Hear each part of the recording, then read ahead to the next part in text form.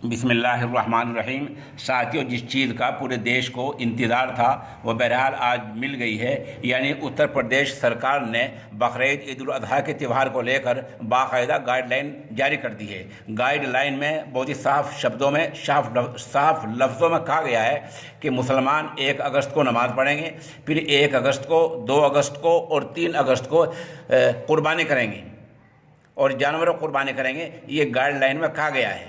इस तरह कुर्बानी की मुकम्मल इजाज़त दी गई है। जैसे पहले हुआ करती थी ऐसे ही कुर्बानी हुआ करेगी, इस बारे में कोई शक नहीं रह गया है। सरकार का यह अच्छा कदम है कि उसने बर वक्त, यानी चांद की कल पहली तारीख़ है, अभी ईद उल अज़हा के त्यौहार के 10 दिन बाकी हैं।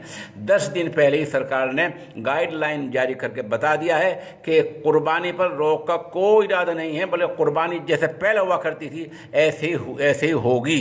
ये सरकार का अच्छा कदम समझा जा रहा है। बस सरकार का कहना यह है कि महकमा सेहत की जो हिदायत हैं उनका ख्याल रखा जाए, मास्क का ध्यान रखा जाए, जिस्मानी दूरी का ख्याल रखा जाए, अफवाह पर ध्यान न दिया जाए। ये आदेश डीजीपी की तरफ से जारी हुआ है, यानी यूपी पुलिस के सबसे बड़े ओहदेदार की तरफ से जारी हुआ है।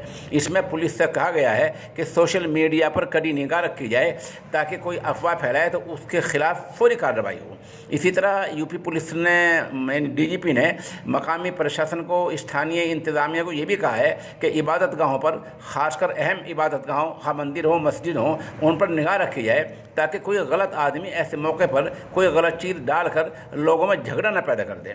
इसी तरह और बहुत सी गाइडलाइन में इसमें हिदायत दी गई हैं। हम साथ साथ आपको ये गाइडलाइन भी दिखा रहे हैं, देंगे, और ये भी आपको बताना चाहेंगे कि सरकार की तरफ से कुर्बानी पर कोई रोक नहीं है। गाइडलाइन जारी हो गई है। अब हर आदमी, हर अहले इस्लाम कुर्बानी आराम से मना सकते हैं। बस हमें ख्याल ये रखना है कि सरकार ने जो गाइडलाइन जारी की है उसका पूरा ध्यान रखना है और अपना त्यौहार मनाना है। वमा अलैना इल्लल बलाग।